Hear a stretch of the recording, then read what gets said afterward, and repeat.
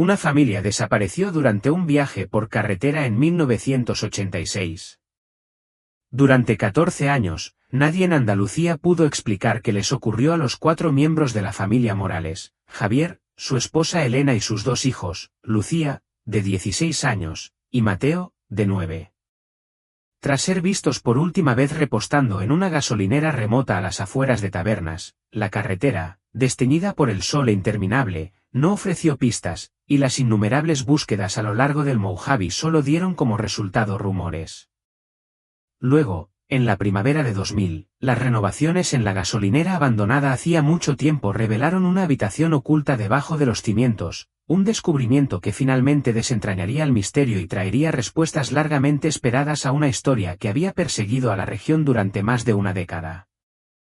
Javier Morales siempre había soñado con un último viaje familiar por carretera antes de que su hija Lucía se fuera a la universidad. Lo planeó todo: paradas en atracciones peculiares junto a la carretera, una visita a su viejo amigo en Murcia y una última noche acampando bajo las estrellas del desierto. El viaje comenzó de la forma más perfecta posible para cualquier aventura familiar, con risas en el asiento trasero, un maletero repleto de equipo de camping y Elena repartiendo bocadillos de una nevera portátil cuidadosamente preparada.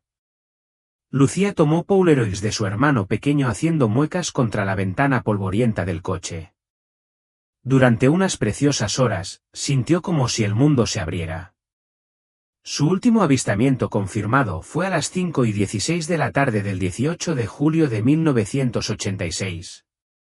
Javier estacionó su Ford azul descolorido en una vieja gasolinera Texaco en la carretera 58. El empleado recordó más tarde a Lucía pidiendo un paquete de chicles, a Mateo insistiendo a Elena para que le diera un refresco, y a Javier estirando la espalda mientras llenaba el tanque. Nada parecía fuera de lugar. Entonces la familia regresó a su auto, se fue hacia el este, hacia el largo tramo de carretera que bordeaba el desierto, y simplemente desapareció. Cuando los Morales no llegaron a su parada en Murcia al anochecer, el amigo llamó a la policía. Los investigadores registraron la carretera, las cunetas y la maleza del Mojave. Volantes con la radiante sonrisa de Lucía y el diente incisivo faltante de Mateo empapelaban gasolineras a lo largo de cientos de kilómetros. El Ford azul de la familia nunca apareció, ni rastro de equipaje ni ropa, ni huellas de neumáticos, ni siquiera un recibo de otra gasolinera. Cada año que pasaba, el caso se volvía más frío y extraño. La gasolinera donde fueron vistos por última vez cerró y se convirtió en una ruina, una reliquia tapiada que los lugareños evitaron durante 14 años. Las teorías se multiplicaron, algunas hablaban de autostopistas o convictos fugados, otras de arenas movedizas, sectas o incluso secretos gubernamentales. La familia Morales se convirtió en un nombre más en la larga lista de desapariciones sin resolver del desierto, una tragedia inmortalizada en recortes de prensa y programas de radio nocturnos. Todo cambió en la primavera del 2000, cuando un equipo de construcción llegó para demoler la vieja Texaco. Al segundo día de demolición, un martillo neumático rompió una sección de concreto en la trastienda de la gasolinera, dejando al descubierto una estrecha escalera subterránea.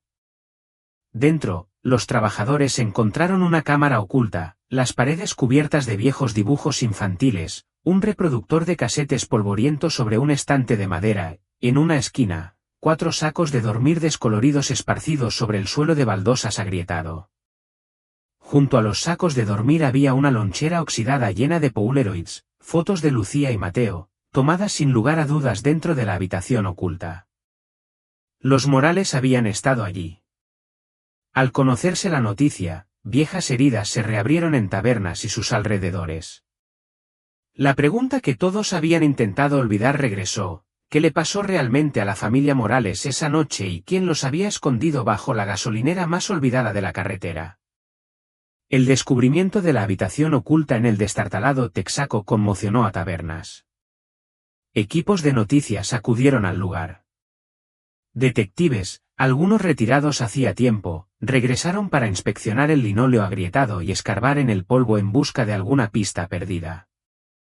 Familias locales, muchas de las cuales aún recordaban las partidas de búsqueda del 86, permanecieron en la barricada policial, estirando el cuello para vislumbrar la cámara que finalmente podría explicar lo sucedido a los Morales. El sheriff Rafael Medina, ahora canoso y encorvado, se vio de nuevo inmerso en un caso que lo había atormentado desde que era agente novato. Entró en el espacio estrecho y mohoso, respirando el aire frío y seco. Los dibujos de los niños estaban descoloridos pero claros, monigotes tomados de la mano, un coche azul aparcado junto a un sol amarillo, y en la esquina, una representación tosca del exterior de la gasolinera. La lonchera oxidada contenía Polaroids, lucía de la mano de Mateo, ambas con sonrisas nerviosas, Elena sentada con las piernas cruzadas, escribiendo en un cuaderno de espiral, Javier, demacrado y con barba incipiente, de pie junto a una tubería en la pared. Los fondos de cada foto eran inconfundibles, paredes de bloques de hormigón, una bombilla desnuda en lo alto y una ventana con barrotes demasiado alta para alcanzarla. Al fondo de la cámara, encontraron un cuaderno de espiral, escrito a mano por Elena. Las primeras páginas narraban los primeros días de la familia en la carretera, sus preocupaciones por el futuro de Lucía, las incesantes preguntas de Mateo sobre los animales del desierto y el orgullo de Javier por finalmente haber hecho realidad este viaje. Pero a mitad de camino, el tono cambió. Alguien nos vigila, escribió. Oímos pasos arriba, el traqueteo de las tuberías, voces en la noche. No sé si lograremos salir. Si encuentran esto, díganle a nuestras familias que nunca perdimos la esperanza. Los detectives reconstruyeron la cronología probable, los Morales debieron haber sido secuestrados tras salir de la gasolinera, quizá por alguien familiarizado con la antigua distribución del edificio, alguien que pudiera acceder al almacén subterráneo. Pero la habitación contaba su propia historia, sacos de dormir cuidadosamente ordenados, manchas de agua en las paredes, envoltorios de comida comprada en la Texaco. No había señales de violencia, pero la atmósfera era escalofriantemente claustrofóbica, como si el lugar se hubiera tragado a la familia entera. Una sola tira de papel tapiz, desprendida del hormigón, revelaba unas iniciales tenues y rayadas, LEM, y, debajo, la palabra help, ayuda. Los equipos forenses trabajaron hasta altas horas de la noche, desempolvando cada superficie y catalogando cada objeto. En el reproductor de casetes, encontraron una cinta etiquetada con el 20 de julio de 1986. Estaba deformada, pero técnicos de Los Ángeles llegaron con equipo especializado. En una sala de conferencias de la oficina del sheriff, un pequeño grupo se reunió para escuchar. Las voces eran inconfundibles, Lucía intentando tranquilizar a Mateo, Elena contando una historia, Javier intentando parecer valiente. La cinta terminó con estática. A medida que se difundía la noticia, surgieron nuevas preguntas. ¿Quién había construido la habitación secreta? ¿Quién controlaba la trampilla desde arriba? ¿Alguien más sabía de su existencia? Y, lo más inquietante, ¿cuánto tiempo había sobrevivido la familia Morales allí abajo antes de desaparecer para siempre? De vuelta en Tabernas, la tranquilidad del pueblo fue quebrantada por el pasado. Los rostros de la familia Morales volvieron a llenar los escaparates de las tiendas. Los detectives pasaron los días siguientes registrando cada centímetro de la antigua gasolinera Texaco. El edificio llevaba casi una década abandonado, pero la habitación oculta había permanecido completamente intacta, como si el mundo simplemente se hubiera olvidado de la familia que desapareció bajo ella. Cada fragmento de escritura, cada foto, se convertía en un fragmento más del rompecabezas. Uno enviado la semana antes de que desaparecieran. Terminaba, estamos todos nerviosos. John se comporta de forma extraña. April no deja de observarlo. Bobby es demasiado pequeño para darse cuenta. Mientras tanto, el equipo forense descubrió una última pista en la nevera, una servilleta doblada con un número de teléfono descolorido y una nota escrita a mano por Linda. Si no volvemos, llama a este hombre. Él sabrá qué hacer. El número era de un teléfono público en Miami, desconectado durante años. No llevaba a ninguna parte, o eso parecía. Al atardecer, los rumores se descontrolaron. ¿Huían los Ramsay de algo? ¿Fue un montaje del accidente o alguien más sobrevivió y desapareció en el pantano? ¿Qué quiso decir April con no es quien dice ser? ¿Era su padre, el piloto o alguien que esperaba al otro lado de la línea telefónica de Miami? La sheriff Swope se quedó al borde del pantano, contemplando la creciente oscuridad. La verdad, enterrada durante tanto tiempo, finalmente se abría paso, y con cada respuesta surgían 100 nuevas preguntas. Apenas durmió esa noche, absorta en las páginas del diario y la Polaroid bajo la tenue luz de la lámpara de su oficina, repasando mentalmente cada pista. Al amanecer, reunió a sus agentes para una reunión estratégica. Empezamos desde cero, anunció. Esto ya no es un caso sin resolver. Necesitamos tratar a cada familiar y conocido como posible víctima y posible sospechoso. Su primera llamada fue a la Policía Metropolitana de Miami, preguntando si podían rastrear alguna actividad relacionada con el antiguo número de teléfono público. El detective le dijo que había estado implicado en una serie de fraudes de seguros sin resolver a finales de los 70, casos que involucraban a pilotos de vuelos charter de pequeños pueblos. Nunca encontramos al cabecilla, admitió, pero ese teléfono público seguía apareciendo en los documentos. La mente de Swope daba vueltas. ¿Estaba Pete Carson más involucrado de lo que nadie creía? ¿Estaba John Ramsay involucrado en algo ilegal? Envió al agente Hirtz a registrar la casa de Pete Carson, que llevaba tiempo vacía. Dentro, Hirtz encontró facturas viejas, bitácoras de vuelo y fotografías descoloridas.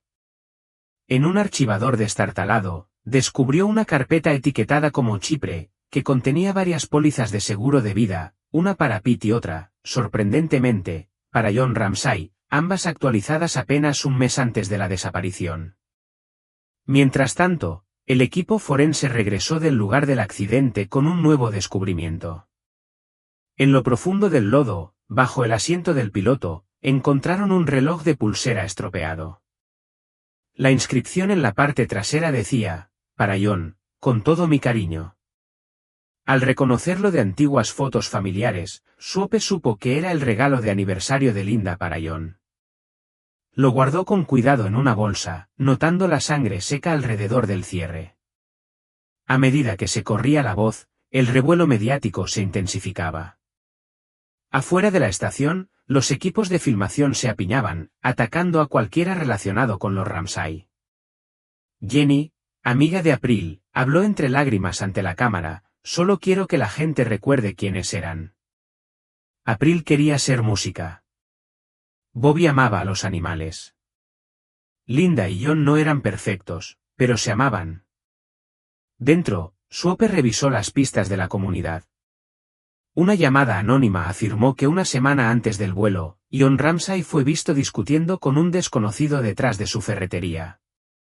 Otra pista situó a Pete Carson en Miami el día antes de la desaparición, donde se reunió con una mujer elegante y con un marcado acento cubano. Las conexiones se volvían más turbias con cada nuevo detalle. Esa tarde, Swope visitó a la exvecina de los Ramsay, la señora Donovan. La anciana tenía una memoria nítida. John estuvo ansioso esas últimas semanas, dijo. Lo vi quemando papeles en su patio trasero. Pete vino tarde por la noche, y Linda lloró en su coche más de una vez. Le puso un sobredesteñido en la mano a Swope. Linda me dio esto justo antes de que se fueran. Si pasa algo, dáselo a la policía. Estaba demasiado asustada. Dentro había un mensaje críptico, no estamos a salvo. Vigila al hombre de la chaqueta azul. Esa noche, mientras azotaba una tormenta, Swope se sentó sola en su oficina, reconstruyendo el rompecabezas. Había demasiados jugadores, demasiados secretos. Pero el número de teléfono de Miami, las actualizaciones del seguro de vida y la desesperada advertencia de Linda apuntaban a algo mucho más grave, y mucho más peligroso, que un simple accidente aéreo. Por primera vez, Swope se preguntó, ¿la desaparición de Ramsay fue el resultado de un plan mortal o de una familia atrapada en la despiadada conspiración de alguien?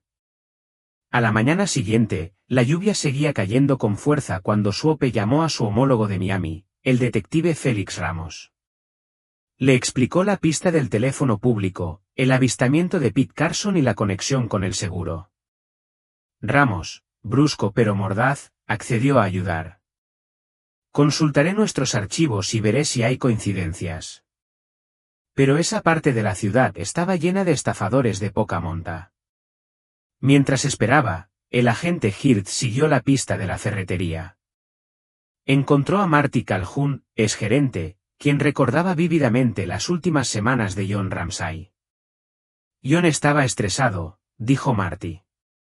Dejaba la caja registradora cerrada y se ponía nervioso cada vez que pasaba un sedán azul.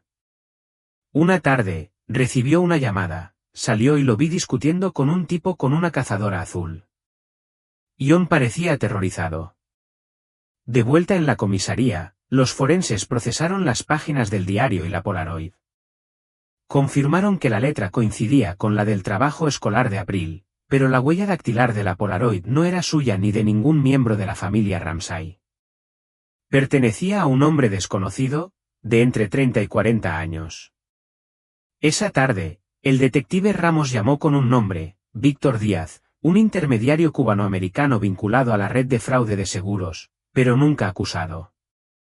Había trabajado en una aerolínea charter, como Pete Carson, y se rumoreaba que usaba cazadoras azules como tarjeta de presentación. Díaz desapareció de Miami días después de la desaparición de los Ramsay. Swope presionó, ¿algún vínculo con Carson?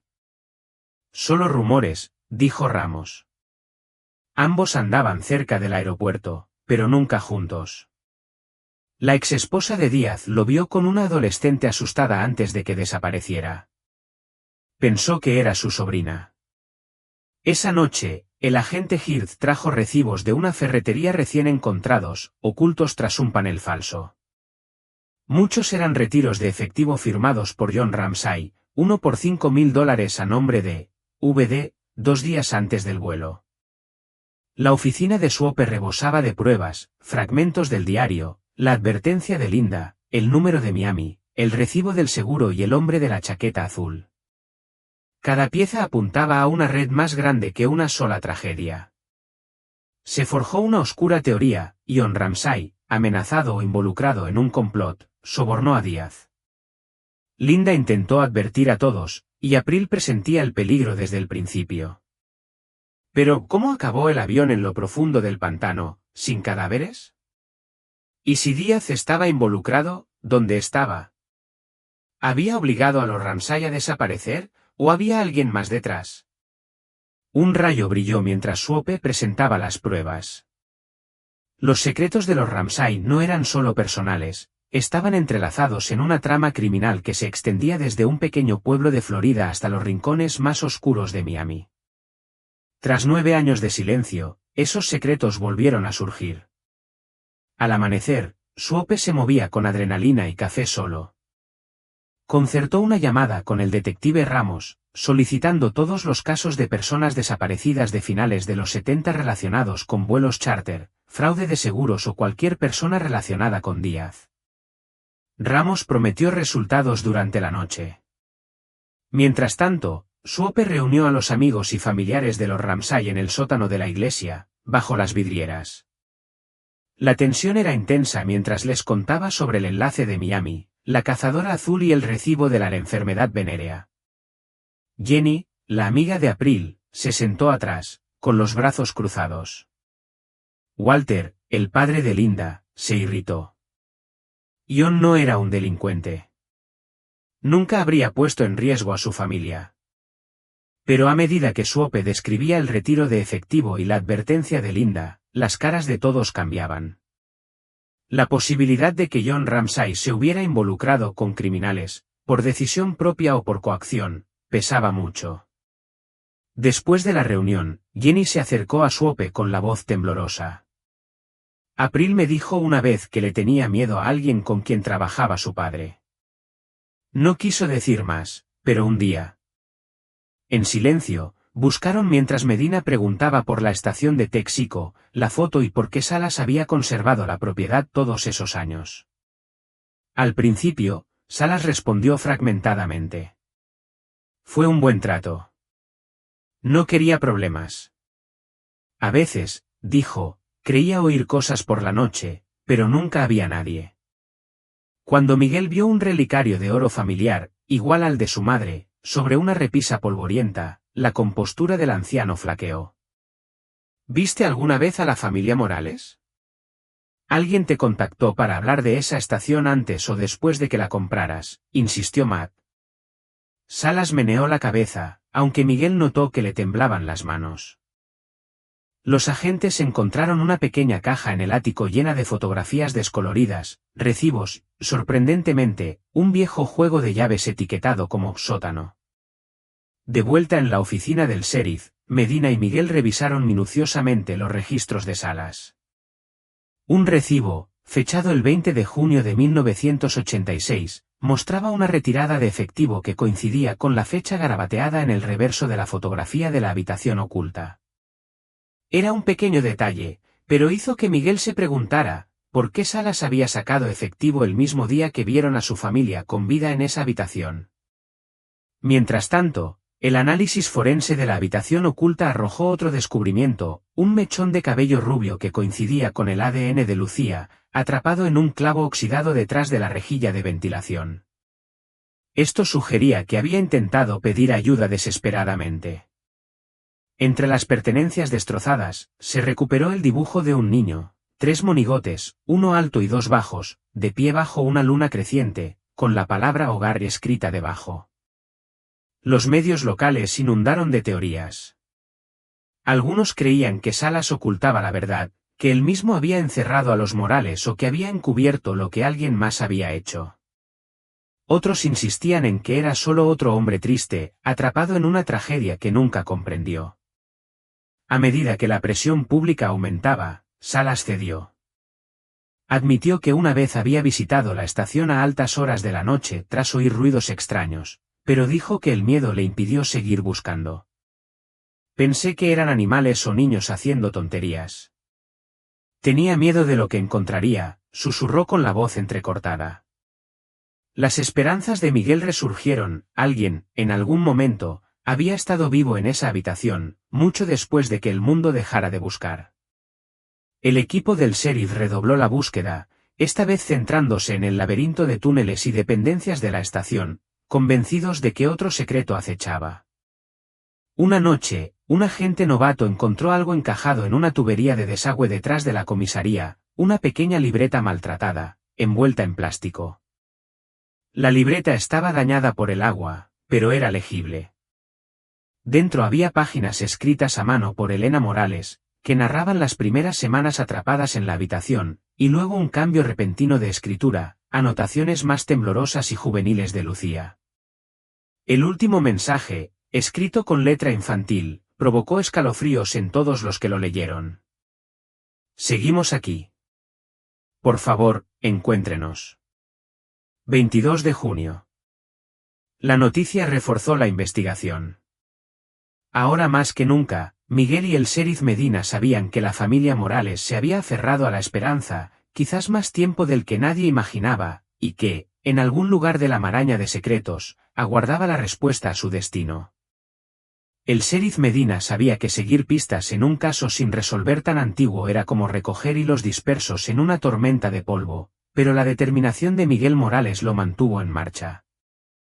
La pista anónima sobre el anciano de la gasolinera persistía en su mente, atormentando sus instintos. Esa noche, él y Miguel vigilaron la estación de Texaco, los haces de luz de sus linternas se entrecruzaban sobre el pavimento agrietado y las ventanas tapiadas mientras observaban y esperaban. El aire estaba cargado de expectación. Miguel tenía la mandíbula apretada y las manos metidas en los bolsillos. Si esto es real, si es Salas, tenemos que hablar con él esta noche. Se acabaron los callejones sin salida. No tuvieron que esperar mucho. Poco después de la medianoche, una destartalada camioneta Ford azul entró en el aparcamiento y se quedó parada en la oscuridad. El hombre al volante coincidía con la descripción de quien llamó, cabello blanco, cojera pronunciada y postura encorvada. Salió, mirando a su alrededor antes de cojear hacia las barricadas, contemplando el edificio como si sopesara toda una vida de arrepentimientos. Medina y Miguel se acercaron, cautelosos pero directos. Medina mostró su placa. Buenas noches, señor. Gerardo Salas. El anciano se puso rígido, listo para salir corriendo, pero Miguel le bloqueó el paso. Sabemos que eras el dueño de esta estación. Necesitamos hablar de la familia Morales. Salas miró a los dos hombres, uno oficial, otro desesperado, y se le encogieron los hombros. No es el primero en preguntar, murmuró. Pero no tengo mucho que decir que ayude. ¿Conociste a los Morales? ¿Encontraste algo extraño cuando compraste este lugar? Insistió Miguel. Salas dudó. Los vi una vez, cuando me hice cargo. Encontré la habitación, pero no sabía qué pensar de ella. Había envoltorios de comida, ropa vieja, una foto. La dejé en paz. A Miguel se le quebró la voz. ¿Los viste con vida? Salas negó con la cabeza. No, hijo. El lugar estaba vacío. Pero siempre sentía que alguien me observaba cuando llegaba por la noche. Le temblaban las manos al recordar. Nunca me quedaba mucho tiempo. Tengo demasiados malos recuerdos de este lugar. Miguel presionó más. ¿Se lo dijiste a alguien? ¿A la policía?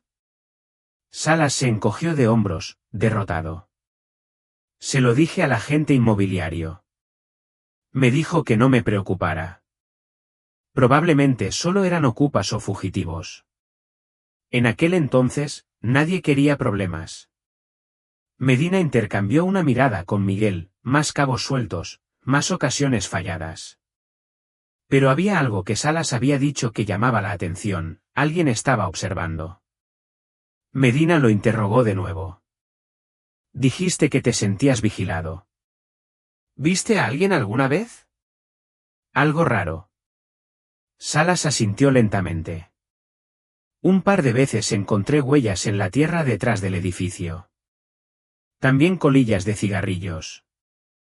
Nunca vi quién era, pero pensé que no estaba solo. La frustración de Miguel se desbordó. ¿Así que simplemente te fuiste? ¿No hiciste nada? Salas negó con la cabeza, con lágrimas en los ojos. No sabía qué hacer. No era un mal hombre. Simplemente no quería involucrarme. Medina, siempre pragmático, insistió en que le diera más detalles. ¿Cuándo fue la última vez que viniste aquí? Salas se secó los ojos. Hace quizás 6 o 7 años. Para entonces, el lugar ya estaba saqueado, siempre había gente husmeando. Pero esa habitación nunca me pareció del todo bien. La voz de Miguel se suavizó. ¿Viste alguna vez a los Morales, vivos o después? Salas negó con la cabeza una última vez.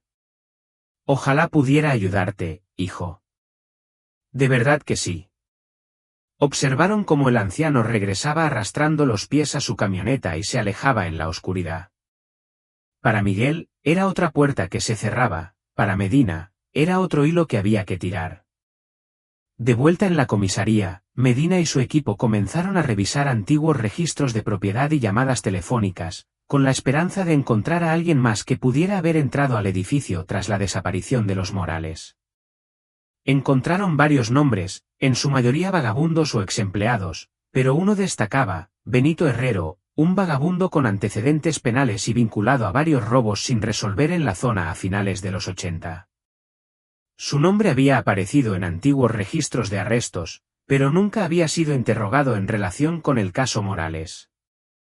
Mientras tanto, Miguel regresó a casa y volvió a repasar el diario de Elena. Un nuevo detalle le llamó la atención, la mención del hombre cojo que habían visto merodeando cerca de la estación justo antes de que se les acabara la comida.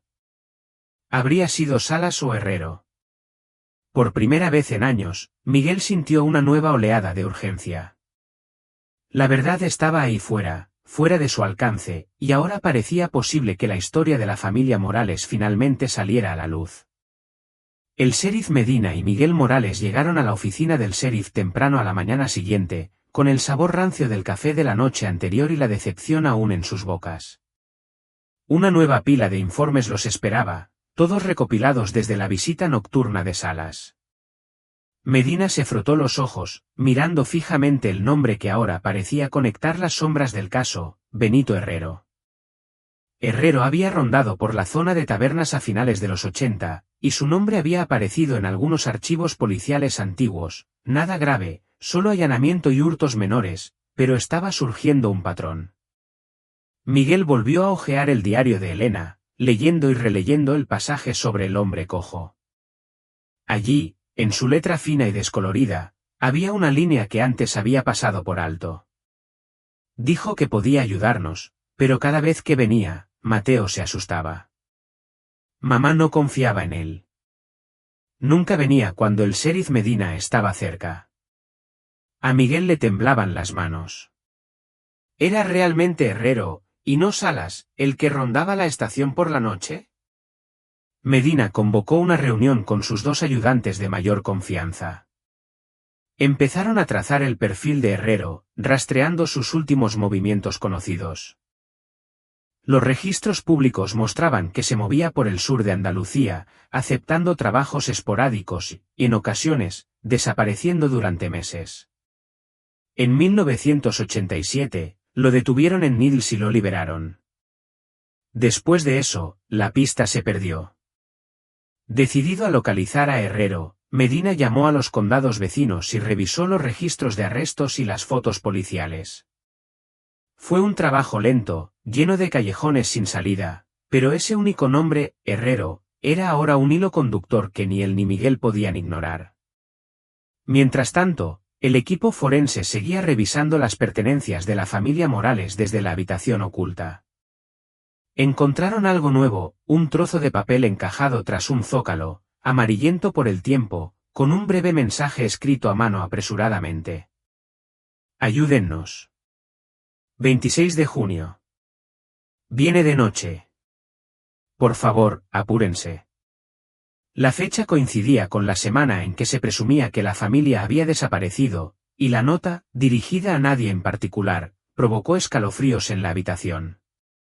Era evidente que alguien en esa habitación había intentado desesperadamente comunicarse, dejar constancia de su miedo. Miguel se llevó la nota a casa, sin poder dormir. Se sentó a la mesa de la cocina, las palabras descoloridas se difuminaban a la luz del amanecer. En su mente, la imagen de su hermanita Lucía agarrada a la mano de su madre en la vieja fotografía se repetía una y otra vez. Debería haber estado allí, susurró.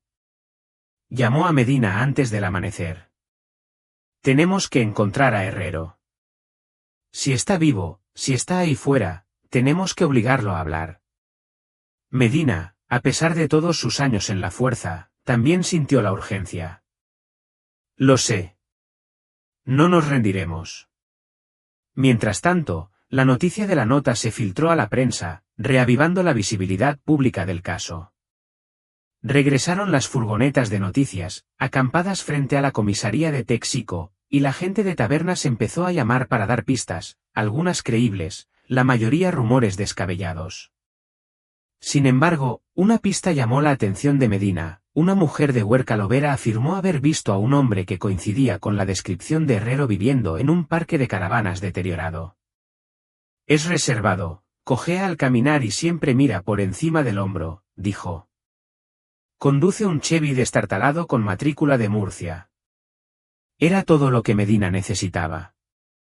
Al mediodía, él y Miguel estaban en Huerca-Lovera, observando las polvorientas hileras de caravanas. El ayudante de Medina llamó a una puerta destartalada. Herrero abrió, parpadeando a la luz del sol, con una cojera inconfundible. Al ver la placa del sheriff, intentó cerrar la puerta de un portazo, pero Miguel se lo impidió, con la furia y la esperanza en el rostro. Sabemos que estuvo en la estación de Texico, dijo Miguel. Sabemos que vio a mi familia. La mirada de Herrero se precipitó. No sé de qué hablas. Medina fue firme. No estás en problemas, Benito, pero necesitas hablar con nosotros. Herrero dudó, con el miedo grabado en cada línea de su rostro. Finalmente, retrocedió un paso y los dejó entrar. Dentro, la caravana estaba desordenada y oscura. Miguel examinó las paredes en busca de algo, fotos, pruebas, pero solo encontró polvo y un ligero olor a cigarrillo. Medina habló en voz baja. Cuéntanos qué pasó, Benito. Las manos de Herrero temblaban. Los vi, a la familia, la habitación. Yo trabajaba en la estación, limpiaba, vigilaba por la noche. Un día, oí voces en las paredes, niños llorando. Intenté ayudar, pero Salas me dijo que me callara. Que no era asunto mío. Les dejaba comida y agua cuando podía, pero tenía miedo, mucho miedo. La ira de Miguel se suavizó. ¿Por qué no se lo dijiste a nadie? Herrero bajó la cabeza. Nadie me escuchaba entonces. Y cuando regresé, la habitación estaba vacía. Se habían ido. Para Medina y Miguel, fue la primera ruptura real en años. Aquí está el párrafo reformateado con puntuación agregada, marcas de tiempo eliminadas, dividido en párrafos cortos para facilitar la lectura y conservando todas las palabras originales. En silencio, buscaron mientras Medina preguntaba por la estación de Texico, la foto y por qué Salas había conservado la propiedad todos esos años. Al principio, Salas respondió fragmentadamente, fue un buen trato. No quería problemas. A veces creía oír cosas por la noche, pero nunca había nadie. Cuando Miguel vio un relicario de oro familiar, igual al de su madre, sobre una repisa polvorienta, la compostura del anciano flaqueó. ¿Viste alguna vez a la familia Morales? ¿Alguien te contactó para hablar de esa estación antes o después de que la compraras? Preguntó Matt. Salas meneó la cabeza, pero Miguel notó que le temblaban las manos. Los agentes encontraron una pequeña caja en el ático llena de fotografías descoloridas, recibos, sorprendentemente, un viejo juego de llaves etiquetado como sótano. De vuelta en la oficina del sheriff, Medina y Miguel revisaron minuciosamente los registros de Salas. Un recibo con fecha del 20 de junio de 1986 mostraba un retiro de efectivo que coincidía con la fecha garabateada en el reverso de la fotografía de la habitación oculta. Era un pequeño detalle, pero hizo que Miguel se preguntara por qué Salas había sacado efectivo el mismo día que su familia fue vista con vida en esa habitación. Mientras tanto, el análisis forense de la habitación oculta arrojó otro descubrimiento, un solo mechón de cabello rubio que coincidía con el ADN de Lucía, atrapado en un clavo oxidado detrás de la rejilla de ventilación. Esto sugería que había intentado pedir ayuda desesperadamente. Entre las pertenencias destrozadas se recuperó el dibujo de un niño, 3 figuras de palitos, una alta y 2 pequeñas, de pie bajo una luna creciente con la palabra hogar escrita debajo. Los medios locales inundaron de teorías. Algunos creían que Salas ocultaba la verdad, que él mismo había encerrado a los Morales o que había encubierto lo que alguien más había hecho. Otros insistían en que era solo otro hombre triste atrapado en una tragedia que nunca comprendió. A medida que la presión pública aumentaba, Salas cedió. Admitió que una vez había visitado la estación a altas horas de la noche tras oír ruidos extraños, pero dijo que el miedo le impidió seguir buscando. Pensé que eran animales o niños haciendo tonterías. Tenía miedo de lo que encontraría, susurró con la voz entrecortada. Las esperanzas de Miguel resurgieron. Alguien, en algún momento, había estado vivo en esa habitación, mucho después de que el mundo dejara de mirar.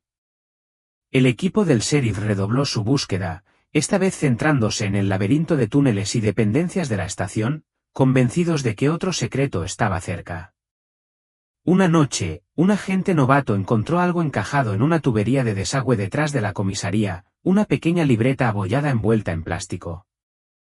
La libreta estaba dañada por el agua, pero era legible. Dentro había páginas escritas a mano por Elena Morales que narraban las primeras semanas atrapadas en la habitación, y luego, con una letra más temblorosa y juvenil, anotaciones de Lucía. El último mensaje, escrito con letra infantil, provocó escalofríos en todos los que lo leyeron. Seguimos aquí. Por favor, encuéntrenos. 22 de junio. La noticia reforzó la investigación. Ahora más que nunca, Miguel y el sheriff Medina sabían que la familia Morales se había aferrado a la esperanza, quizás más tiempo del que nadie imaginaba, y que, en algún lugar de la maraña de secretos, aguardaba la respuesta a su destino. El sheriff Medina sabía que seguir pistas en un caso sin resolver tan antiguo era como recoger hilos dispersos en una tormenta de polvo, pero la determinación de Miguel Morales lo mantuvo en movimiento. Esa noche, él y Miguel vigilaron la estación de Texaco, los haces de luz de sus linternas se entrecruzaban sobre el pavimento agrietado y las ventanas tapiadas mientras observaban y esperaban. El aire estaba cargado de expectación. Miguel tenía la mandíbula apretada y las manos metidas en los bolsillos. Si esto es real, si es Salas, tenemos que hablar con él esta noche. Se acabaron los callejones sin salida. No tuvieron que esperar mucho. Poco después de la medianoche, una destartalada camioneta Ford azul entró en el aparcamiento y se quedó parada en la oscuridad. El hombre al volante coincidía con la descripción de quien llamó, cabello blanco, cojera pronunciada y postura encorvada. Salió, mirando a su alrededor antes de cojear hacia las barricadas, contemplando el edificio como si sopesara toda una vida de arrepentimientos. Medina y Miguel se acercaron, cautelosos pero directos. Medina mostró su placa. Buenas noches, señor. Gerardo Salas. El anciano se puso rígido, listo para salir corriendo, pero Miguel le bloqueó el paso. Sabemos que eras el dueño de esta estación. Necesitamos hablar de la familia Morales. Salas miró a los dos hombres, uno oficial, otro desesperado, y se le encogieron los hombros. No eres el primero en preguntar, murmuró. Pero no tengo mucho que decir que ayude. ¿Conociste a los Morales? ¿Encontraste algo extraño cuando compraste este lugar? Insistió Miguel. Salas dudó. Los vi una vez, cuando me hice cargo. Encontré la habitación, pero no sabía qué pensar de ella. Había envoltorios de comida, ropa vieja, una foto. La dejé en paz. A Miguel se le quebró la voz. ¿Los viste con vida? Salas negó con la cabeza. No, hijo. El lugar estaba vacío. Pero siempre sentía que alguien me observaba cuando llegaba por la noche. Le temblaban las manos al recordar. Nunca me quedaba mucho tiempo. Tengo demasiados malos recuerdos de este lugar. Miguel presionó más. ¿Se lo dijiste a alguien? ¿A la policía? Salas se encogió de hombros, derrotado. Se lo dije al agente inmobiliario. Me dijo que no me preocupara. Probablemente solo eran ocupas o fugitivos. En aquel entonces, nadie quería problemas. Medina intercambió una mirada con Miguel, más cabos sueltos, más ocasiones falladas. Pero había algo que Salas había dicho que llamaba la atención, alguien estaba observando. Medina lo interrogó de nuevo. Dijiste que te sentías vigilado. ¿Viste a alguien alguna vez? Algo raro. Salas asintió lentamente. Un par de veces encontré huellas en la tierra detrás del edificio. También colillas de cigarrillos. Nunca vi quién era, pero pensé que no estaba solo. La frustración de Miguel se desbordó. ¿Así que simplemente te fuiste? ¿No hiciste nada? Salas negó con la cabeza, con lágrimas en los ojos. No sabía qué hacer. No era un mal hombre. Simplemente no quería involucrarme. Medina, siempre pragmático, insistió en que le diera más detalles. ¿Cuándo fue la última vez que viniste aquí? Salas se secó los ojos. Hace quizás 6 o 7 años. Para entonces, el lugar ya estaba saqueado, siempre había gente husmeando. Pero esa habitación nunca me pareció del todo bien. La voz de Miguel se suavizó. ¿Viste alguna vez a los Morales, vivos o después? Salas negó con la cabeza una última vez. Ojalá pudiera ayudarte, hijo. De verdad que sí. Observaron cómo el anciano regresaba arrastrando los pies a su camioneta y se alejaba en la oscuridad. Para Miguel, era otra puerta que se cerraba, para Medina, era otro hilo que había que tirar. De vuelta en la comisaría, Medina y su equipo comenzaron a revisar antiguos registros de propiedad y llamadas telefónicas, con la esperanza de encontrar a alguien más que pudiera haber entrado al edificio tras la desaparición de los Morales. Encontraron varios nombres, en su mayoría vagabundos o exempleados, pero uno destacaba, Benito Herrero, un vagabundo con antecedentes penales y vinculado a varios robos sin resolver en la zona a finales de los 80. Su nombre había aparecido en antiguos registros de arrestos, pero nunca había sido interrogado en relación con el caso Morales. Mientras tanto, Miguel regresó a casa y volvió a repasar el diario de Elena. Un nuevo detalle le llamó la atención, la mención del hombre cojo que habían visto merodeando cerca de la estación justo antes de que se les acabara la comida. ¿Habría sido Salas o Herrero? Por primera vez en años, Miguel sintió una nueva oleada de urgencia. La verdad estaba ahí fuera de su alcance, y ahora parecía posible que la historia de la familia Morales finalmente saliera a la luz. El sheriff Medina y Miguel Morales llegaron a la oficina del sheriff temprano a la mañana siguiente, con el sabor rancio del café de la noche anterior y la decepción aún en sus bocas. Una nueva pila de informes los esperaba, todos recopilados desde la visita nocturna de Salas. Medina se frotó los ojos, mirando fijamente el nombre que ahora parecía conectar las sombras del caso, Benito Herrero. Herrero había rondado por la zona de tabernas a finales de los 80, y su nombre había aparecido en algunos archivos policiales antiguos, nada grave, solo allanamiento y hurtos menores, pero estaba surgiendo un patrón. Miguel volvió a hojear el diario de Elena, leyendo y releyendo el pasaje sobre el hombre cojo. Allí, en su letra fina y descolorida, había una línea que antes había pasado por alto. Dijo que podía ayudarnos, pero cada vez que venía, Mateo se asustaba. Mamá no confiaba en él. Nunca venía cuando el sheriff Medina estaba cerca. A Miguel le temblaban las manos. ¿Era realmente Herrero, y no Salas, el que rondaba la estación por la noche? Medina convocó una reunión con sus dos ayudantes de mayor confianza. Empezaron a trazar el perfil de Herrero, rastreando sus últimos movimientos conocidos. Los registros públicos mostraban que se movía por el sur de Andalucía, aceptando trabajos esporádicos y, en ocasiones, desapareciendo durante meses. En 1987, lo detuvieron en Needles y lo liberaron. Después de eso, la pista se perdió. Decidido a localizar a Herrero, Medina llamó a los condados vecinos y revisó los registros de arrestos y las fotos policiales. Fue un trabajo lento, lleno de callejones sin salida, pero ese único nombre, Herrero, era ahora un hilo conductor que ni él ni Miguel podían ignorar. Mientras tanto, el equipo forense seguía revisando las pertenencias de la familia Morales desde la habitación oculta.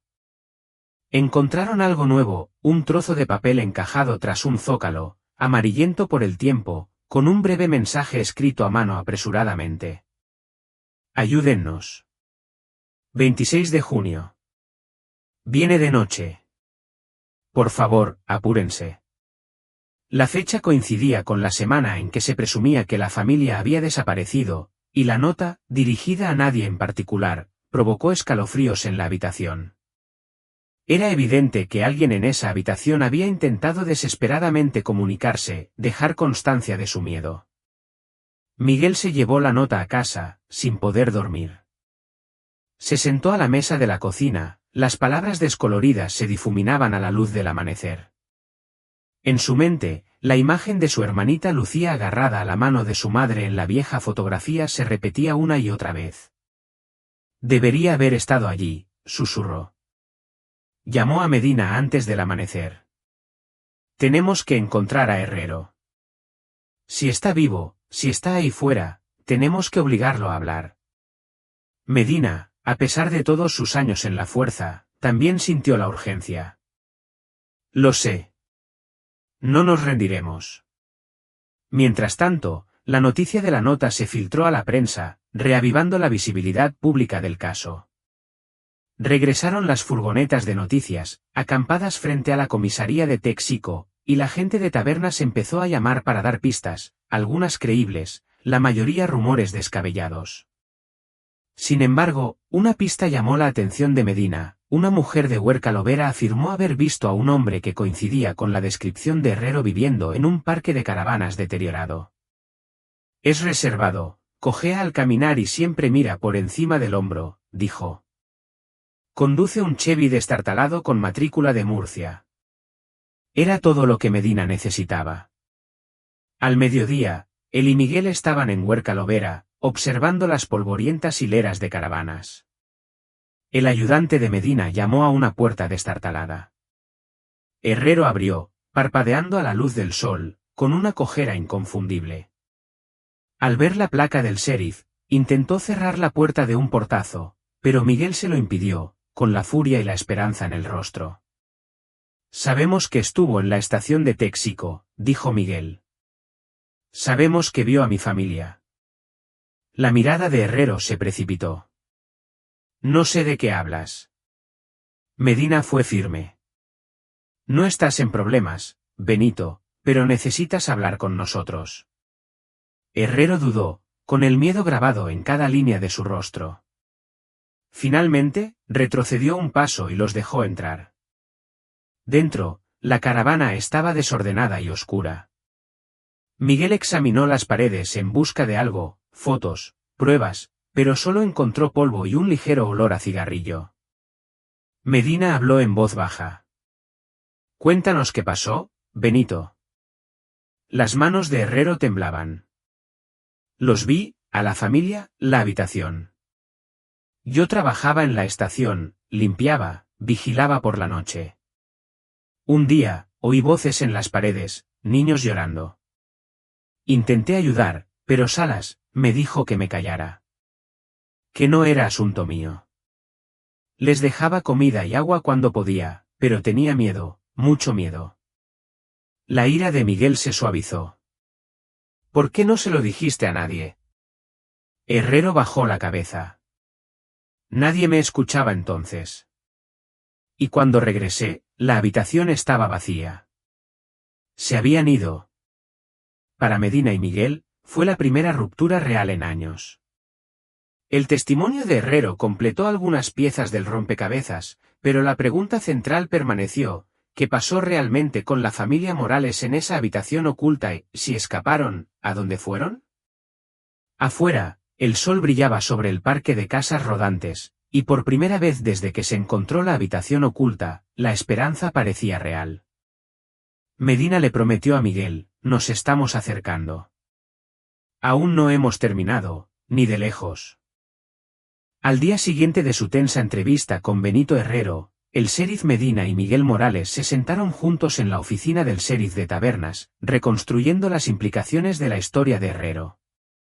Por primera vez, Miguel se permitió imaginar un escenario en el que su familia no hubiera perecido en esa habitación secreta, donde tal vez, solo tal vez, alguien hubiera intervenido. Medina, con su libreta abierta sobre su escritorio abarrotado, trazó una nueva cronología. La familia Morales desapareció en junio de 1986, retenida durante semanas, quizá meses, en esa habitación oculta. Las entregas intermitentes de comida y agua de Herrero explicaban cómo habían sobrevivido.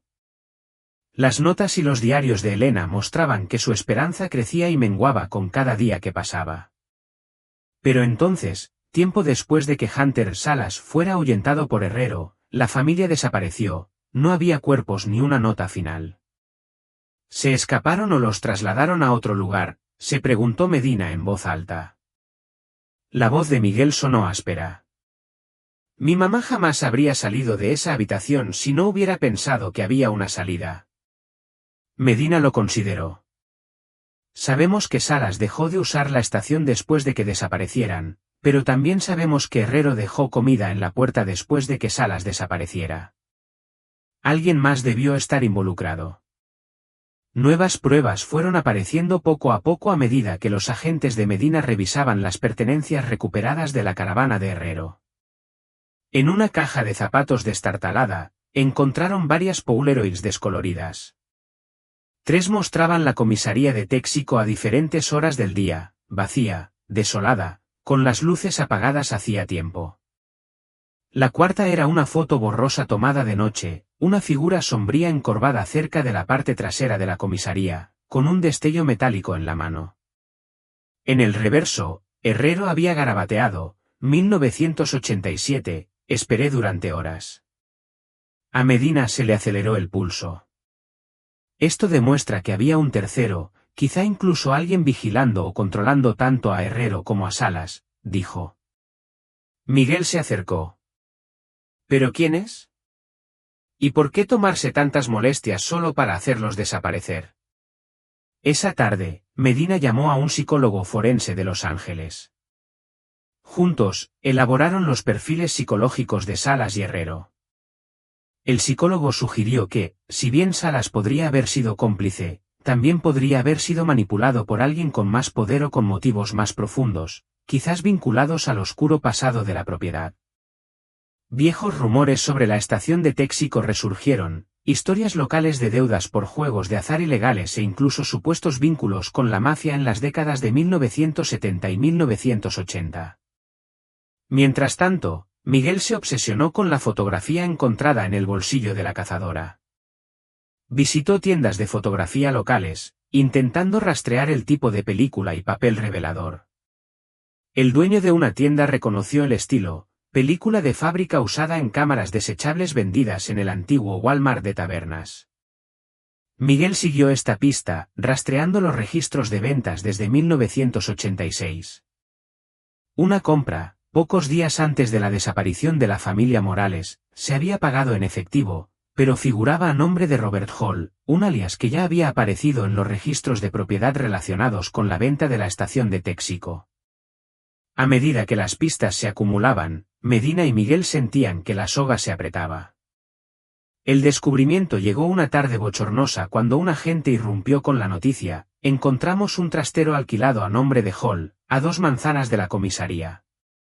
Dentro, los investigadores descubrieron cajas con documentos, libros de contabilidad antiguos, cartas, fotos y un cuaderno encuadernado en cuero con detalles de pagos e instrucciones. Lo más incriminatorio fue que encontraron varias Polaroids de la propia habitación oculta, tomadas de un conducto de ventilación superior. En una, se veía a Elena escribiendo en su diario, Lucía dormía en su regazo, Mateo miraba hacia la ventilación, como si percibiera que alguien los observaba. Esa noche, Miguel miró las fotos con el corazón palpitante. Alguien las había estado observando todo el tiempo, alguien con acceso. Medina asintió con tristeza. ¿Y si esta libreta es correcta, ese alguien estaba cerca, tal vez incluso alguien con quien hayamos hablado? Al amanecer, Medina se dio cuenta de que finalmente habían roto el muro de secretismo que rodeaba la desaparición de la familia Morales. Ahora, mientras él y Miguel se preparaban para afrontar el pasado, solo quedaba una pregunta: ¿era demasiado tarde para traer a los Morales a casa, o la verdad por fin estaba a su alcance? A la mañana siguiente, el sheriff Medina convocó una reunión en su despacho. Alrededor de la destartalada mesa de conferencias, se reunió el equipo de investigación: Miguel Morales aferrado al cuaderno de cuero, el agente Rubén Sánchez sujetando las nuevas Polaroids, el psicólogo forense hojeando los informes. El ambiente estaba cargado con una sensación de resolución inminente. Nadie quería expresarlo, pero todos sentían que, después de 14 años, las piezas finales estaban cerca. Medina comenzó: todo apunta a este Robert Hall. Hemos confirmado el alias, lo hemos vinculado con el almacén y ahora tenemos pruebas de que vigilaba a la familia en la habitación oculta. La pregunta es, ¿quién es Hall en realidad y qué quería con los Morales? El diputado Rubén Sánchez intervino: tramité el alquiler del trastero. La firma es falsa, pero la dirección coincide con un antiguo apartado de correos en Baza. Ese apartado postal pertenecía a Gerardo Salas antes de que comprara la gasolinera de Texaco, añadió el psicólogo. Es posible que Salas creara la identidad de Hall para distanciarse de la propiedad, quizá para encubrir actividades ilegales o para ocultar algo peor. Miguel miró las fotografías, dándole vueltas a la cabeza. Pero el libro de contabilidad, los pagos, el calendario, las instrucciones, todo está tan organizado. No parece que alguien trabaje solo. Tiene que haber algo más. El equipo comenzó a investigar los contactos y fechas del cuaderno, cotejando directorios municipales. Descubrieron un patrón: entregas, llamadas telefónicas, notas codificadas, todo ello dirigido a varias direcciones en el condado de San Bernardino. En una de ellas, una casa de campo anodina a las afueras de Tabernas, encontraron un vínculo con un hombre llamado Francisco Moreno, un jubilado común y corriente que había trabajado en la gasolinera de Texaco en la década de 1980. Medina ordenó vigilancia. Mientras tanto, el equipo forense examinó el conducto de ventilación donde se tomaron las Polaroids. Las huellas dactilares se habían deteriorado hacía tiempo, pero se encontró una coincidencia parcial, la de Salas, de una antigua tarjeta de empleo. Otro par permaneció sin identificar. Esa misma noche, un descubrimiento: Miguel, negándose a descansar, revisó las cartas del almacén.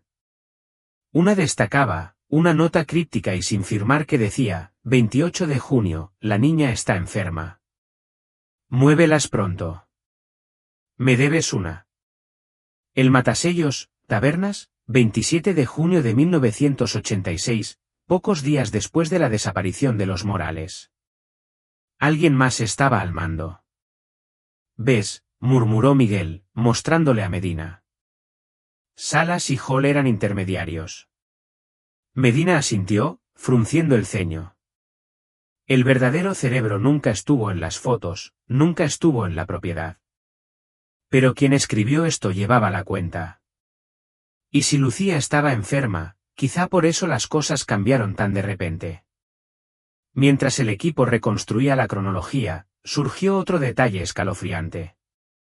Los registros médicos de 1986 mostraban que una niña que coincidía con la descripción de Lucía fue atendida anónimamente en una clínica de Baza semanas después de la desaparición de los Morales. El personal recordaba la mirada atormentada de la niña y la desesperación de su madre. El nombre que le dieron era Herrero, pero las edades y las lesiones coincidían. Con esta información, Medina obtuvo una orden para registrar el rancho de Moreno. Allí, en un cajón cerrado con llave, encontraron un sobre con más Polaroids, fechadas semanas después de la supuesta desaparición de los Morales. En las imágenes, Elena y sus hijos lucían demacrados pero vivos, rodeados de paredes desconocidas y una sola ventana enrejada. El equipo se dio cuenta: la familia Morales había sobrevivido a la habitación secreta, solo para ser trasladada de nuevo, escondida aún más por un captor sin rostro que lo orquestaba todo desde lejos. Miguel sintió una oleada de esperanza y miedo. Su madre y sus hermanos seguían allí, o se les había perdido el rastro. Mientras el equipo se preparaba para la siguiente fase de su investigación, el sheriff Medina prometió: no nos detendremos hasta que sepamos toda la verdad, por la familia Morales y por este pueblo. La búsqueda ya no se trataba solo de descubrir el pasado, ahora era una carrera contra el tiempo para encontrar a la única persona que aún tenía la clave del destino de los Morales. Esa noche, Miguel apenas durmió. La evidencia reciente, el historial médico, las Polaroids del rancho de Moreno y la nota críptica, no dejaba de dar vueltas en su mente. Por primera vez en 14 años, había un impulso real. Llamó al sheriff Medina al amanecer, con la voz ronca pero decidida. Tenemos que hacer un seguimiento en esa clínica. Alguien debe recordar qué le pasó a la chica llamada Herrero. Medina accedió e hizo que el ayudante Rubén Sánchez llamara a la clínica de Baza en cuanto abrieron. El personal revisó viejos registros, revelando una sola cita con el nombre falso de Herrero en julio de 1986. La enfermera de turno ese día, ahora jubilada, pero aún residente en el pueblo, recordaba a la niña, pálida, con fiebre y asustada. La mujer que la acompañaba apenas habló, pero parecía angustiada y agotada. Se quedaron menos de una hora, pagaron en efectivo y se marcharon antes de que la doctora terminara sus notas. Dijo la mujer por qué viajaban con ellos, preguntó la enfermera negando con la cabeza. No, solo quería saber qué tan enferma estaba la niña y cómo tratarla. Había un hombre en la sala de espera, pero no entró, no dejaba de mirar la puerta. Esa fue la primera pista sólida de un agente. Mientras tanto, Medina y Rubén Sánchez se propusieron reexaminar los registros de propiedad con la esperanza de encontrar a dónde podrían haber llevado a la familia Morales tras salir de la gasolinera. Sus esfuerzos los llevaron a una serie de empresas fantasma que habían comprado y vendido cabañas rurales en el desierto de Tabernas a finales de los años 80. La mayoría de las propiedades estaban abandonadas, pero una, registrada a nombre de TL Enterprises, estaba a menos de 48 kilómetros de Tabernas y mostraba facturas de agua y luz pagadas hasta mediados de los años 90. El equipo partió al mediodía, el calor subía del asfalto mientras conducían. La cabaña estaba rodeada de mezquites moribundos y una cerca de alambre de púas oxidada. Dentro, el aire era viciado. Una rápida búsqueda no reveló nada al principio, luego, en un armario trasero, encontraron una caja de cartón llena de zapatos viejos de niños, libros para colorear desgastados y una mochila descolorida con la etiqueta Lucía. Las manos de Miguel temblaban al levantarlo. Abrió la cremallera, con el corazón latiéndole con fuerza. Dentro había lápices de colores, un espejo compacto roto y un sobre con la letra de Elena, dirigido a quien encuentre esto. Describía la habitación secreta, el hombre que se los llevó, la enfermedad de Lucía y una súplica: si lees esto, por favor, no nos abandones. Estamos vivos. Por favor, sigue buscando. La carta estaba fechada en septiembre de 1986, 3 meses después de la desaparición de la familia. El equipo intercambió miradas, esta era una prueba irrefutable de que la familia Morales había sobrevivido meses después de su secuestro. Al caer la noche, el sheriff Medina reunió las pruebas y llamó a la policía estatal, instando a reanudar la búsqueda de otras cabañas y propiedades abandonadas vinculadas a la misma empresa fantasma. Se programó una conferencia de prensa para la mañana siguiente, una esperanza real y frágil de que la verdad sobre la familia Morales finalmente saliera a la luz, y tal vez, con un poco de suerte, aún les aguardaba un final feliz. Al amanecer, la noticia se había extendido por toda Andalucía, pertenencias de niños perdidos, una carta desesperada y nuevas pruebas que sugerían que la familia Morales podría haber sobrevivido mucho más de lo que se creía.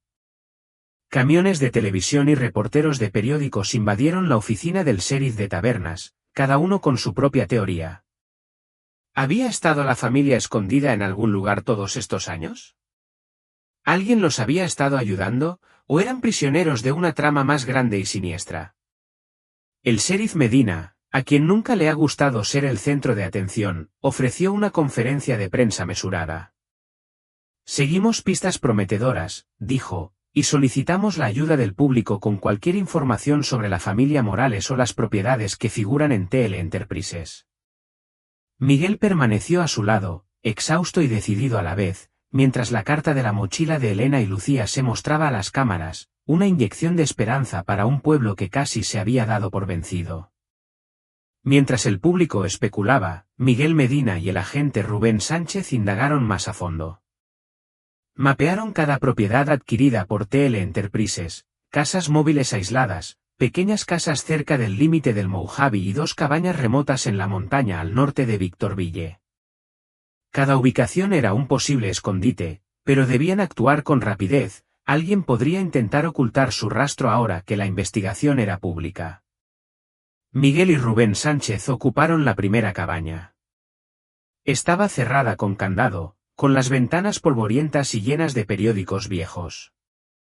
Dentro, el aire era viciado, el suelo estaba lleno de juguetes rotos, latas viejas y, para su desgracia, una página arrancada del libro favorito de Lucía, Ana de las Tejas Verdes. Rubén Sánchez lo llamó, son ellos. Estuvieron aquí. Mientras tanto, Medina y una unidad de la Policía Estatal registraron la segunda cabaña. Encontraron más pistas, un recibo de supermercado con fecha de octubre de 1987 y un trozo de papel escrito a mano por Elena con una sola palabra: creer. La lejanía de la cabaña y el cuidado con el que se había ocultado el rastro sugerían que alguien se había esforzado mucho por ocultar los movimientos de la familia. Al anochecer, Miguel se encontraba en el porche de la primera cabaña, mientras la luz del sol se extendía naranja sobre el desierto. Imaginó a su familia escondida allí, aferrándose a la esperanza durante temporadas de miedo e incertidumbre. Cada rastro de evidencia los hacía más reales, más presentes, incluso después de tantos años de silencio. De vuelta en la estación esa noche, los equipos de búsqueda recogieron sus hallazgos. Miguel leyó y releyó la carta de Elena, la última línea resonaba en su mente: encontraremos el camino a casa. Dile a mis padres que los quiero. Se juró a sí mismo que seguiría cada pista, por débil que fuera, hasta encontrar la respuesta a la última pregunta. Entonces sonó el teléfono de la oficina del sheriff. Una voz suave y temblorosa susurró: sé lo que le pasó a la familia Morales. Por favor, nos vemos en la vieja torre de agua a las afueras de Tabernas. Medianoche. Venga solo. La llamada duró solo unos segundos, pero un escalofrío recorrió la habitación. Por primera vez en 14 años, Miguel Morales sintió que la verdad estaba al alcance de la mano, pero cuanto más se acercaba, más se preguntaba: ¿era quien llamaba un amigo o un enemigo? ¿Y qué secretos finalmente saldrían a la luz? Cuando dio la medianoche en el desierto, Miguel no podía dormir. Repasó la llamada anónima una y otra vez, cuestionando cada palabra, cada temblor en la voz de quien llamaba. Deseaba desesperadamente creer que era un descubrimiento, pero la sospecha se enfrentaba a la esperanza. ¿Por qué ahora, después de todos estos años, y quién podría saber la verdad sobre lo que le sucedió a su familia tras desaparecer en aquella solitaria carretera de Andalucía? El sheriff Medina insistió en enviar refuerzos, pero Miguel se negó. Dijeron que viniera solo, le recordó a Medina. La única manera de que hablen es presentándome solo. Medina cedió y le asignó al agente Rubén Sánchez la tarea de vigilar la llegada con binoculares. Miguel, con la chaqueta bien abrochada para protegerse del frío, condujo hasta la vieja torre de agua. La zona estaba desierta, la luz de la luna proyectaba largas sombras sobre la tierra, iluminando grafitis y cristales rotos. Miguel aparcó y salió, con las manos abiertas y visibles. «Estoy aquí», y gritó en voz baja. Su voz resonó durante varios minutos, solo el viento respondió. Entonces, una figura se desprendió de la oscuridad, un hombre delgado y mayor, encorvado y nervioso, con la mirada fija. Miguel lo reconoció de inmediato: Gerardo Salas, el solitario expropietario de la gasolinera Texaco. «¿Por qué me llamaste?», preguntó Miguel manteniendo la distancia. La voz de Salas tembló. «Nunca quise problemas. Compré ese lugar por el terreno, no por los secretos. Pero vi cosas que no debía haber visto: hombres entrando y saliendo de noche, voces de niños en las paredes. Intenté avisar a la policía, pero nadie me escuchó. Así que lo dejé en paz». Miguel presionó, con el corazón latiéndole con fuerza. «¿Qué viste, Gerardo? ¿Qué le pasó a mi familia?». Salas miró a su alrededor como si esperara que alguien saliera de entre las sombras. Tras su desaparición, corrieron rumores de que un sindicato usaba habitaciones ocultas para esconder a gente, testigos, fugitivos, cualquiera que resultara inoportuno. Algunos hombres eran de otros estados, peligrosos, y les pagaban bien por guardar silencio. Me dijeron que no hiciera preguntas, así que no las hice. Pero a veces oía llantos a altas horas de la noche. Miguel sintió una oleada de miedo y esperanza al unísono. «¿Está viva mi familia?». Salas negó con la cabeza, con la voz quebrada. «No lo sé. Pero alguien los ayudó. Encontré envoltorios de comida, ropa que se movía. Creo que había una mujer que dejaba flores cada primavera en la puerta trasera. Quizás alguien los mantuvo escondidos, o quizás escaparon. Pero nunca los volví a ver. De repente, unas luces parpadearon a lo lejos, lo que hizo que Salas entrara en pánico. No debería haber venido, susurró, retrocediendo. Siguen observando. No olvidan. Antes de que Miguel pudiera detenerlo, Salas desapareció en la noche, engullido por la salvia y la arena. Miguel regresó a Medina, con la mente llena de nuevas pistas y nuevas preguntas sobre la profundidad de la conspiración. A Rubén Sánchez le daba vueltas la cabeza. El encuentro le dejó con más preguntas que respuestas, pero también una determinación imperiosa. Si un sindicato había orquestado la desaparición de su familia, había pistas que seguir, registros financieros, la misteriosa mujer con las flores al amanecer. Miguel contemplaba el amanecer sobre Tabernas, aferrado a la última carta de Elena. La historia no había terminado, ni mucho menos, y por primera vez en años creía que en algún lugar la verdad esperaba ser descubierta.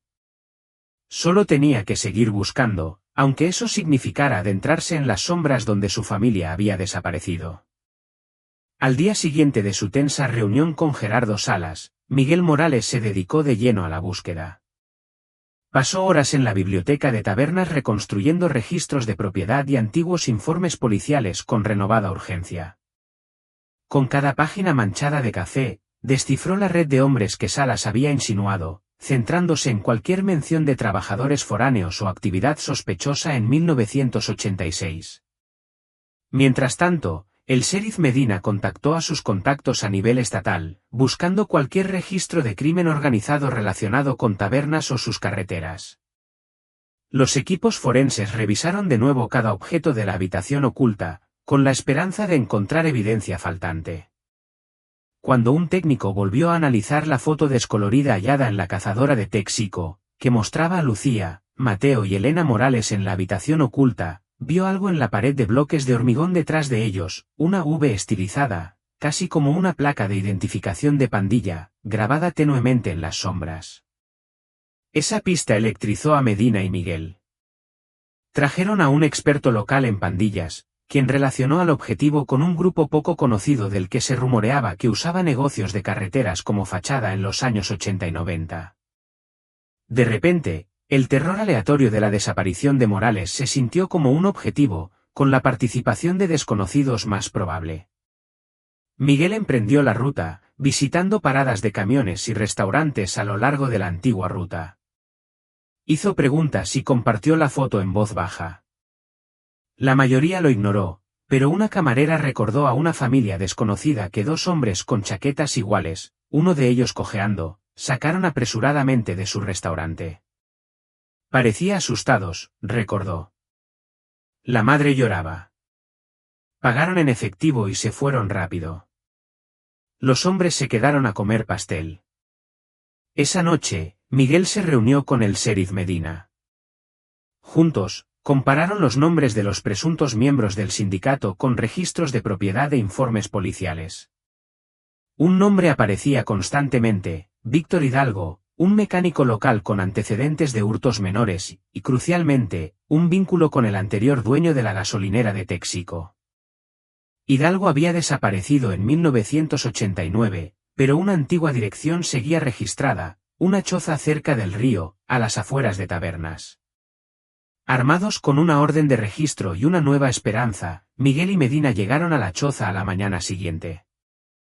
El lugar estaba desierto, pero escondido bajo unas tablas sueltas del suelo encontraron un montón de objetos, llaves con la etiqueta, Texaco, viejas Poulero Ipsi, para sorpresa de Miguel, una segunda carta sin entregar dirigida a la familia Morales. Si alguna vez sales, llama a este número. La carta no estaba firmada, pero dentro había una fotografía de la habitación oculta, vacía salvo por una única zapatilla de niño. El equipo de Medina rastreó el número hasta una enfermera jubilada que había trabajado en el hospital de Tabernas. Cuando Miguel la visitó, lloró al recordarlo. Solía dejarle flores a la niña en la estación, admitió. Nunca las vi, pero espero que sepan que alguien se preocupó. Miguel salió de su casa con una extraña mezcla de gratitud y frustración.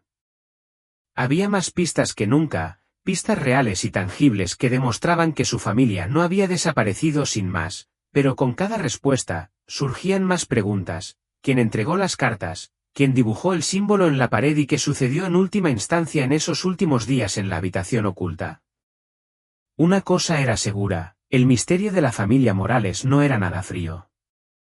Con la luz que se desvanecía, Miguel sintió que la historia lo impulsaba hacia adelante, adentrándose en el laberinto de secretos que dejaba atrás ese solitario tramo de carretera. El sheriff Medina convocó una reunión de medianoche con Miguel en la estrecha oficina trasera de la comisaría. Las paredes estaban empapeladas con fotografías y notas, con hilos que mapeaban cada avistamiento y pista. Por primera vez en años, parecía que no solo buscaban fantasmas, las piezas finalmente encajaban. El críptico símbolo de la quinta, la historia de la camarera de la parada de camiones, el rastro desaparecido de Víctor Hidalgo y las cartas habían comenzado a formar un entramado conspirativo. El descubrimiento de la carta en casa de la enfermera confirmó una cosa, dijo Medina. Hubo intentos, aunque pequeños, de contactar a la familia Morales, o al menos de darles esperanza. En los días siguientes, Miguel revisó los registros hospitalarios y las nóminas antiguas de Texaco, buscando conexiones entre la enfermera y el mecánico desaparecido. Encontró coincidencias: ambos habían trabajado en un banco de alimentos en Tabernas a mediados de los 80, una organización benéfica frecuentada por trabajadores de carreteras y vagabundos. Investigando más a fondo, Miguel descubrió que Gerardo Salas, el solitario dueño de Texaco, había financiado el banco discretamente durante años y que el nombre de Víctor Hidalgo aparecía en libros de contabilidad antiguos como voluntario de mantenimiento. Mientras tanto, el sheriff Medina interrogó a Gerardo Salas por segunda vez. El anciano, conmocionado por la creciente evidencia, finalmente se derrumbó. Una vez, un sindicato me contactó para que hiciera la vista gorda ante las entregas nocturnas a la gasolinera, confesó. No hice preguntas. Me pagaron bien. No supe nada de la familia hasta después. Para entonces, tenía demasiado miedo como para hacer algo. La revelación desencadenó una nueva ola de investigaciones. Medina obtuvo órdenes judiciales para registrar otras antiguas propiedades del sindicato a lo largo de la carretera. En una bodega abandonada, encontraron un alijo de pertenencias, carteras, joyas, dibujos infantiles, todas pertenecientes a familias reportadas como desaparecidas en el mismo tramo durante la década de 1980. La insinuación era escalofriante: los Morales no fueron las únicas víctimas. El descubrimiento conmocionó a Tabernas. Los equipos de noticias regresaron, los titulares arrollaron, la estación de Texaco se convirtió en un escenario de vigilia y protesta. Familias que habían perdido a seres queridos en esos años acudieron en masa a la oficina del sheriff, esperando por fin respuestas. Para Miguel, las revelaciones fueron un arma de doble filo. La tragedia de la familia Morales ya no era solo un accidente cruel, sino parte de un crimen extenso y calculado que había atormentado a Tabernas durante décadas. Sin embargo, con cada pieza descubierta, avivaba la esperanza. Si se llevaron a otros, quizá algunos escaparon, le dijo a Medina. Quizás mi familia también. Esa noche, Miguel estaba sentado en la sala a oscuras, con la vieja fotografía de su madre y sus hermanos en el regazo. No me rendiré, susurró. No hasta que lo sepa todo. La historia de la familia Morales ya no era solo su carga, se había convertido en una cruzada por la justicia, la verdad y el recuerdo de cada familia perdida en ese tramo olvidado de la carretera. La investigación adquirió un impulso indetenible. El sheriff Medina y Miguel Morales se vieron repentinamente en el centro de un debate estatal. Con cada nueva prueba, se vinculaban más casos de personas desaparecidas de finales de los años 70 y 80 con el mismo corredor vial. Los periódicos locales lo llamaron la milla perdida de Andalucía. La Fiscalía General desplegó un grupo de trabajo especial y el FBI envió a 2 agentes a Tabernas para ayudar a revisar décadas de archivos, pistas y la creciente indignación de la comunidad. Pero para Miguel, la búsqueda nunca perdió su urgencia personal. Pasaba los días en la oficina del sheriff escaneando microfilmes y examinando minuciosamente expedientes descoloridos, y las noches recorriendo el perímetro de la antigua comisaría de Texaco, buscando cualquier cosa que otros pudieran haber pasado por alto. Cada vez que el viento sacudía las ventanas tapiadas o un coyote graznaba entre los matorrales, las esperanzas de Miguel crecían y se desvanecían, pero él perseveró, sin querer rendirse a la desesperación. El nuevo equipo de trabajo aportó recursos y una perspectiva renovada. Examinaron minuciosamente cada detalle de la habitación oculta, huellas dactilares en el respiradero, manchas en las paredes, incluso los productos químicos encontrados en la linterna oxidada. Los forenses identificaron al menos 3 conjuntos diferentes de huellas en el respiradero, ninguna perteneciente a los Morales. También encontraron un rastro de pintura al óleo vieja que coincidía con una marca utilizada por Texaco en la década de 1980 para marcar cajas de entregas especiales, lo que sugiere que los envíos a la estación podrían haber ocultado algo más que gasolina. Una fría mañana de septiembre, Miguel recibió una carta anónima con matasellos de Guadix. La letra era temblorosa, el sobre no tenía marca. Dentro había una sola Polaroid, una imagen borrosa de 3 figuras, 2 niños y una mujer, de pie al borde de lo que parecía un cañón en el desierto. En el reverso estaba garabateado, junio de 1988. Lo intenté. El sheriff Medina apretó la mandíbula al verlo. Víctor Hidalgo, murmuró. No solo sabía lo que había pasado, sino que intentó ayudar. Con esta nueva pista, el equipo de trabajo se centró en rastrear los movimientos de Víctor en los años posteriores a la desaparición de la familia Morales. Descubrieron que había alternado entre trabajos esporádicos en el suroeste, siempre usando nombres falsos y manteniéndose fuera del radar. Un excompañero de trabajo recordó que Víctor hablaba de una familia a la que no pudo salvar y proporcionó un mapa dibujado a mano, una ruta desde Tabernas a través del Mojave, que terminaba en un área de descanso abandonada marcada con una X roja. Con permiso de las autoridades estatales, Medina, Miguel y el FBI organizaron un registro del área de descanso. Registraron el terreno y pronto encontraron los restos de una vieja casa rodante, desteñida por el sol y medio enterrada en la arena. Dentro, recuperaron un suéter de niña con la etiqueta Lucía bordada, un carrito de juguete de plástico agrietado y un montón de cartas desteñidas escritas a mano por Elena. Cada carta comenzaba: a quien encuentre esto, por favor, no deje de buscarnos. El descubrimiento electrizó a los investigadores y aceleró el corazón de Miguel. Por primera vez en 14 años, había pruebas fehacientes de que su familia había sobrevivido, al menos por un tiempo tras su desaparición. El equipo de trabajo redobló sus esfuerzos, rastreando los pueblos cercanos en busca de avistamientos y contrastando todos los informes de personas desaparecidas de la región. A medida que se difundía la noticia, también lo hacían los rumores y el miedo.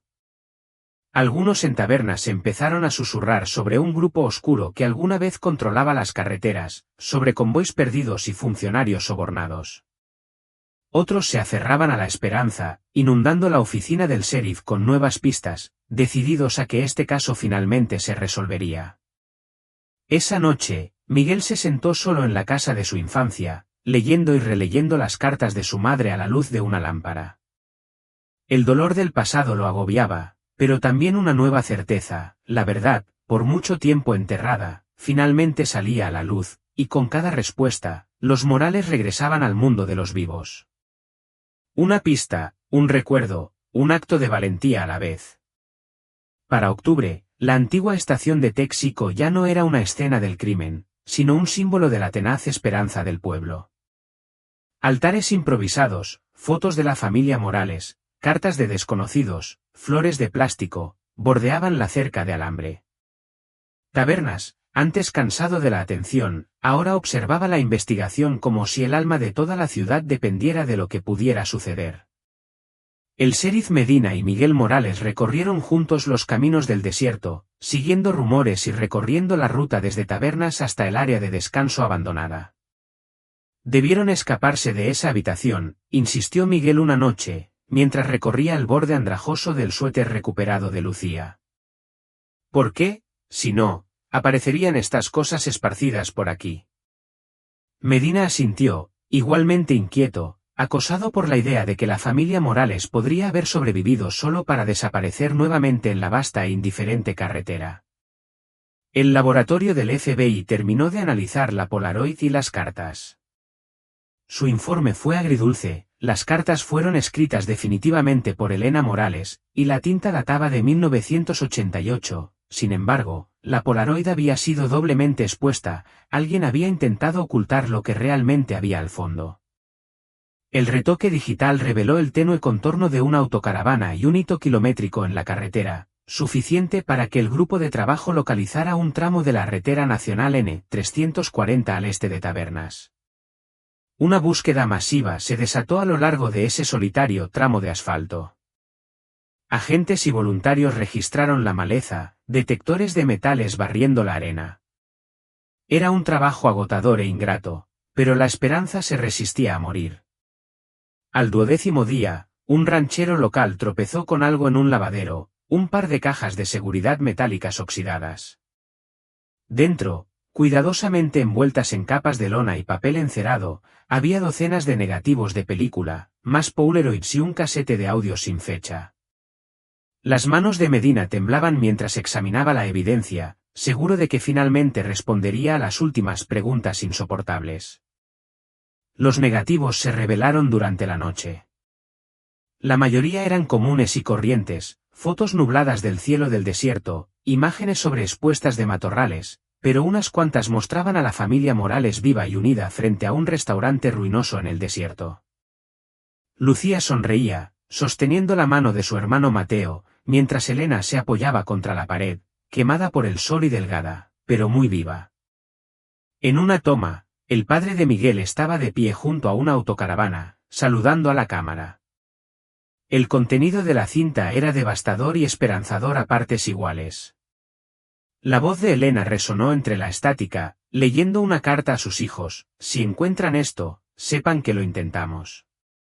Seguimos adelante. Nunca nos rendimos. De fondo, se oía la risa de un niño, una señal de carretera y el leve crujido de neumáticos sobre la grava. El sheriff Medina llamó a Miguel en plena noche. Creo que lograron escapar, susurró Medina. Creo que sobrevivieron más de lo que nadie creía. Las lágrimas corrieron por el rostro de Miguel al escuchar la voz de su madre por primera vez en 14 años. El descubrimiento le dio un cierre, pero no el que Tabernas esperaba. El destino final de los Morales seguía siendo desconocido, pero la evidencia demostraba que habían escapado de la gasolinera, sobrevivido durante años y dejado un rastro de esperanza. La historia se convirtió en leyenda, un testimonio de perseverancia, familia y la incansable búsqueda de respuestas. Mientras los vientos invernales azotaban el desierto, la vieja estación de Texaco volvió a quedar en silencio, finalmente en paz. Los nombres de Lucía, Mateo, Elena y Miguel Morales se susurraban en cada rincón del pueblo que se negaba a olvidar. El invierno llegó a Tabernas, frío y despejado. Los últimos grupos de búsqueda se marcharon, dejando solo a los amigos de la familia Morales y al pequeño grupo de vecinos que habían cambiado para siempre con su desaparición. El sheriff Medina cerró la sala de pruebas por última vez. Las cajas fuertes que contenían las fotografías de los Morales y el casete fueron catalogadas como tragedia y testimonio. En Nochebuena, Miguel Morales condujo hasta la estación de Texaco con un fajo de cartas y la foto descolorida de su familia hallada en la habitación secreta. La cerca vibraba con el viento, el cielo brillaba de estrellas. Durante un largo rato, Miguel permaneció allí, respirando el aire frío del desierto, recordando los años de desconocimiento y el extraño consuelo que le producía tener al menos algunas respuestas. Colocó la fotografía entre las demás ofrendas en la entrada. Gracias por no rendirte, susurró, sin saber si se refería al sheriff, a los voluntarios o a sus propios padres, quienes habían dejado ese rastro a lo largo de los años. Pensó en la risa de Lucía, la esperanza tenaz de Mateo y la voz de su madre en la cinta, leyendo palabras escritas para un futuro que ella nunca vería. En su corazón, Miguel finalmente se permitió llorar y perdonar, dejar ir las preguntas que nunca tendrían respuesta. Al otro lado de Tabernas, las luces de los porches parpadeaban mientras las familias se reunían para las fiestas. La historia de los Morales, cómo desaparecieron, cómo sobrevivieron, cómo dejaron su huella, se convirtió en parte de la historia del pueblo. Los veteranos se la contaban a los recién llegados, no solo como una advertencia, sino como una lección de amor, perseverancia y comunidad.